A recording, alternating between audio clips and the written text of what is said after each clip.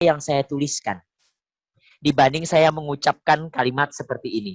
Jadi artinya, nah proses kita bermedia sosial itu kan sebenarnya semuanya bahasa tulis. Tidak pernah bahasa speak out, ucapan gitu nggak pernah. Jadi sebenarnya seluruh makna itu secara definitif dimaknai pada kata dan kalimat yang melekat. Nah ini ilmunya bahasa, karena itu mungkin Pak Iman dan teman-teman di cyber itu sangat sering bersentuhan dengan ilmu bahasa seperti itu. Jadi bedakan antara substansi pesan dengan delivery pesan. Nah itu maksud saya. Jadi itu mungkin Pak Rizal. Baik, terima kasih Pak Suhan. Kita bagi pertanyaannya masing-masing satu dulu ya untuk Pak Iman dan Pak Teguh. Dan untuk Pak Teguh sekarang ada nih yang menanyakan apa untuk Pak Teguh ya, apa yang harus kami lakukan sebagai apoteker bila kami itu menemukan toko online yang menjual obat-obatan di internet, sementara ini melanggar aturan, bagaimana tata cara pelaporannya Pak Teguh? Baik, terima kasih Pak. Jadi jual beli obat ilegal atau obat yang tidak berizin atau obat palsu memang banyak sekali. Mekanisme pelaporan tergantung di mana konten itu ditemukan. Kalau konten itu misalnya berada di marketplace, platform marketplace, kita sebagai pengguna atau misalnya kita sebagai perusahaan, korporasi, bisa melakukan pengaduan secara langsung melalui kanal aduan yang ada di marketplace. Misalnya di Tokopedia, di Bukalapak, di Shopee, ataupun di tempat lainnya.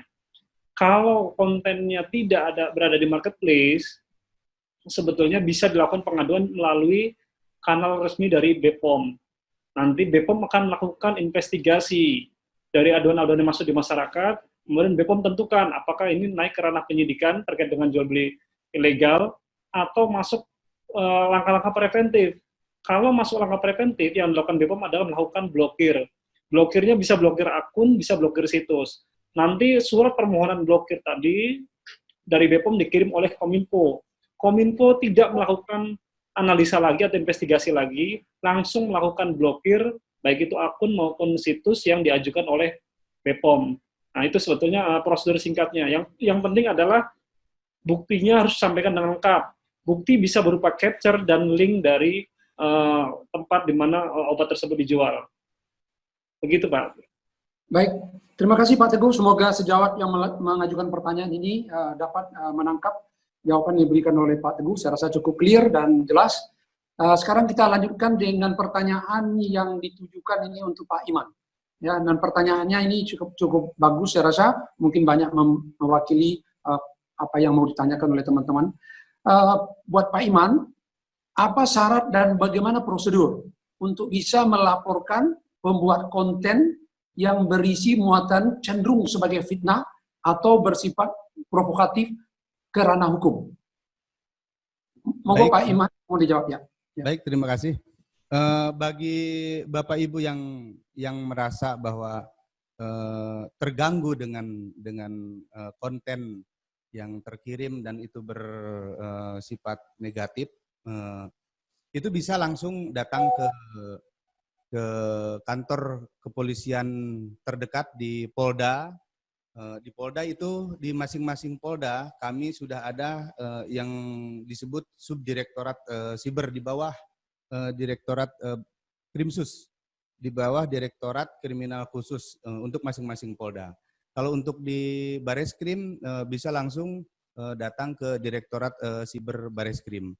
Tentunya bukti-bukti yang harus dibawa oleh Bapak Ibu di dalam membuat laporan, yaitu dengan bawa identitas dari Bapak Ibu sebagai pelapor, kemudian bukti-bukti dari chat atau aplikasi yang Bapak Ibu anggap bahwa itu mengganggu atau menyerang secara pribadi.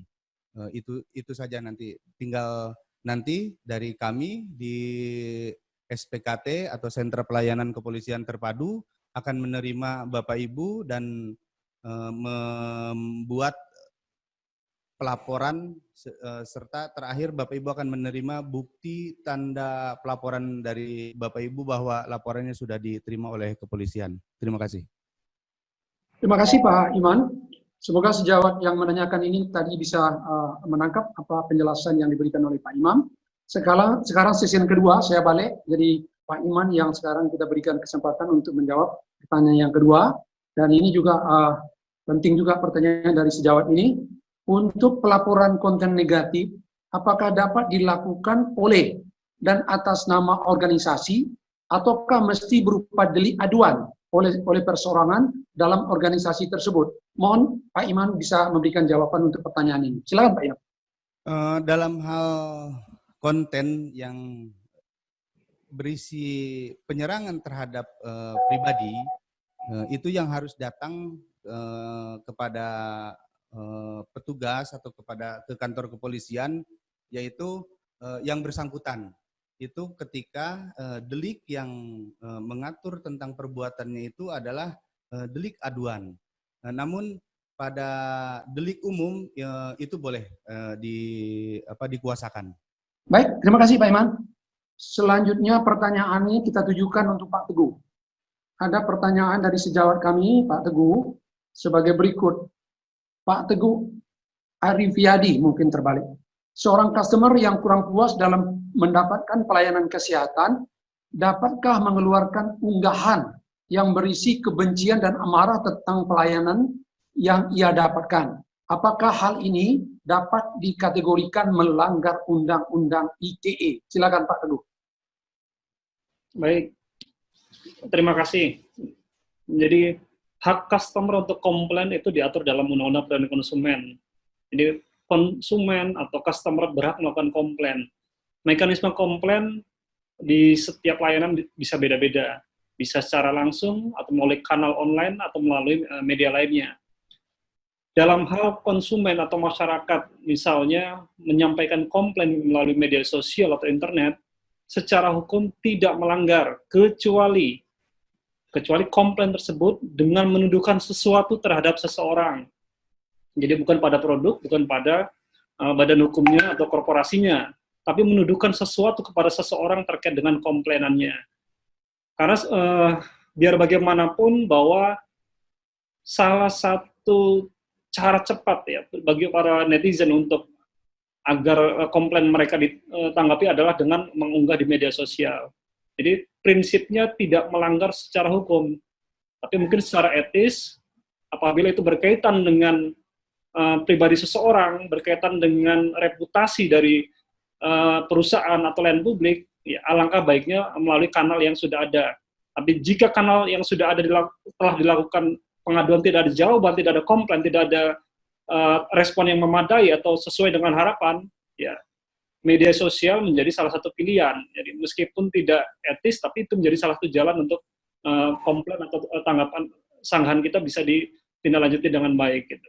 Tapi prinsipnya adalah bahwa jangan pernah menyebut seseorang, termasuk nama jabatan, dengan menuduhkan sesuatu terkait dengan komplain atau klaim atau sanggahan kita terkait dengan produk atau sebuah jasa.